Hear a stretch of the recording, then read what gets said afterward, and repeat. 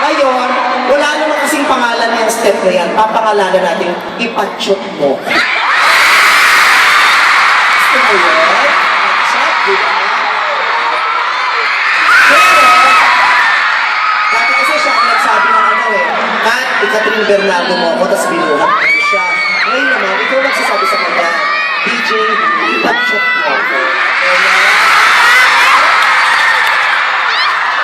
Yung konting sayo-sayo ko na baby, tapos tsaka yung paswit ko, parang GS ko lang nilalalo ko.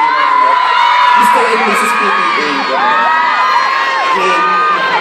Pwede na yung ganung tugtog na ano, kayo sa'yo, ako'y akin, tapos background. Kunyari JS Pram, JS King and Queen kayo, tapos ako yung principal.